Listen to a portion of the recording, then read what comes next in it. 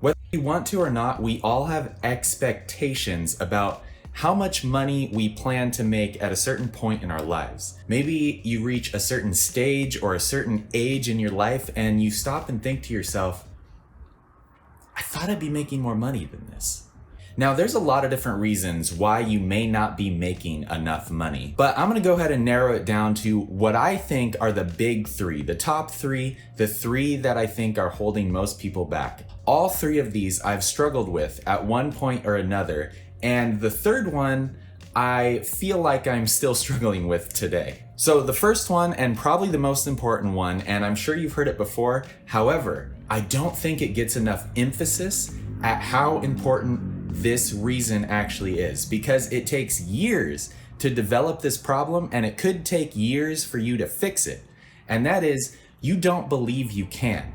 I remember when I was first getting into this stuff, I looked at like the multi-millionaires of the world. I just thought I never could do that for myself.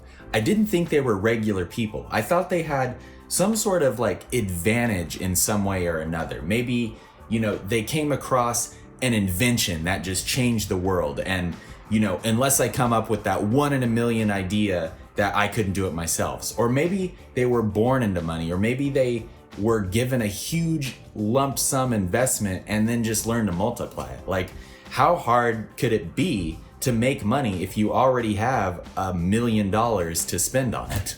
And what ultimately changed my mind about me believing that I could do it is actually when I started to get into entrepreneurship and self-development. It took years, but I ended up reading a bunch of books and actually following a bunch of different stories from all these people that I idolized. People that were super wealthy, like Steve Jobs and Bill Gates and Richard Branson. After reading their stories and hearing their struggles and finding out too that they believed that they couldn't do it and they were just born into a normal life like the rest of us, and then finding out that their 1 in a million idea that made them rich was actually just one of many ideas that they've tried. One of my favorite quotes is by Mark Cuban. You just have to try different things, and even if 99% of them fail, you only have to be right one time.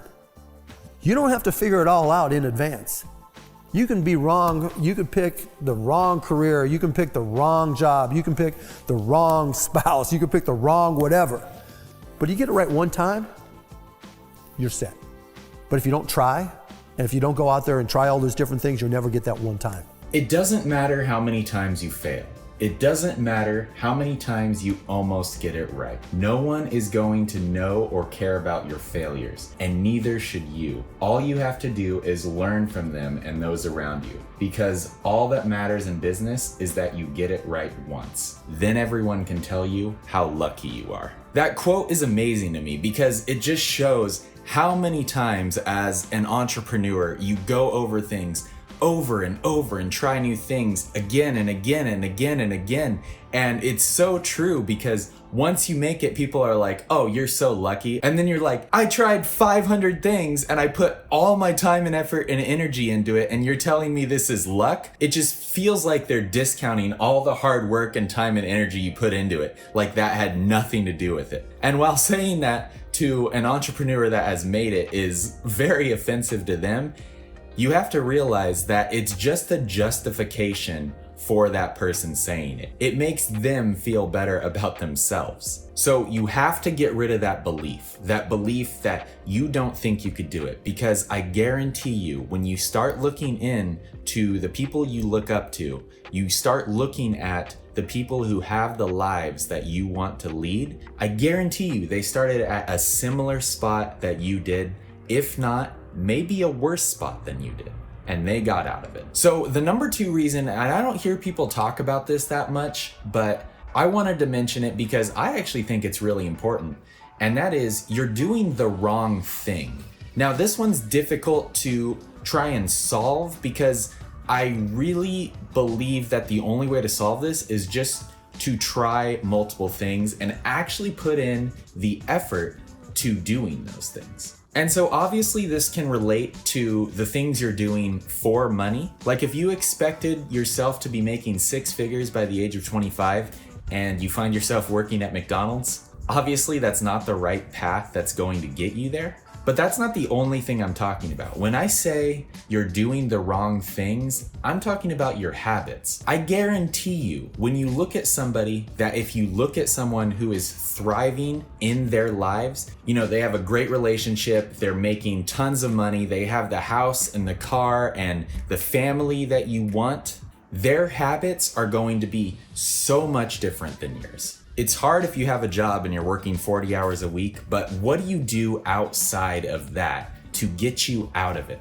Is your habit after work to be that you're so tired that you just, on the way home, you stop at McDonald's to have your dinner and then you go home and just watch Netflix for the rest of the night? Because I know I've struggled with that. Or is it to grab something really healthy to eat, meditate, go to the gym, read a book that expands your mind, and work on your own business for 4 hours before you go to bed to get you out of that job? Ty Lopez, the YouTube guy a few years back that did the Here in My Garage videos. Here in my garage, just bought this new Lamborghini here. It's fun to drive up here in the Hollywood Hills. But you know what I like a lot more than materialistic things? Knowledge. He said something a few years back in one of his videos that I really connected to. See, he was saying that in his life, he develops these good habits. And then he goes on to talk about how he hires a professional chef to make the best meals possible for his body. And that he has a trainer to come to his house, to his own home gym, and help him with the perfect workout routine. And he continues to go over all these services and people he pays to help him become the best person he can be. And of course, the comments are full of people who are like, well, Ty, it's easy for you to say. You have millions of dollars. You have your own chef. You have all these things. It's easy for you to stick to these habits. And then he said something that really blew my mind. He said, no, I'm not able to do all these things because I'm rich. I'm rich because I did all these things. Before I had millions of dollars, before I even had a cent to my name, I was meditating for myself. I was eating healthy foods. I was going to the gym and working out. I was reading these books.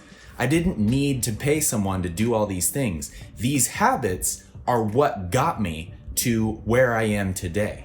And so really sit back and look at what it is you're doing on your free time. Because I guarantee you, if you're not living the life that you think you should be, you're probably not doing the same habits of the people that are living that life.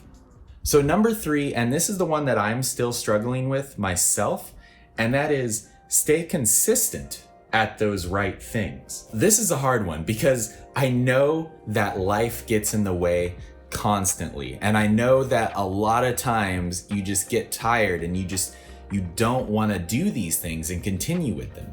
And I'm just not talking about the habits, the meditations, and all this stuff. For me personally, it's something like this YouTube channel. I am not staying consistent with it, and I've started multiple other YouTube channels, and I kind of jump around between each one of them. And while I can't help but to think to myself that if I just stick to one channel and nail it down and perfect it, that I'd actually get somewhere with it. It's hard because consistency is more than just what people say it is. It's not sticking to something for 30 days or 45 days.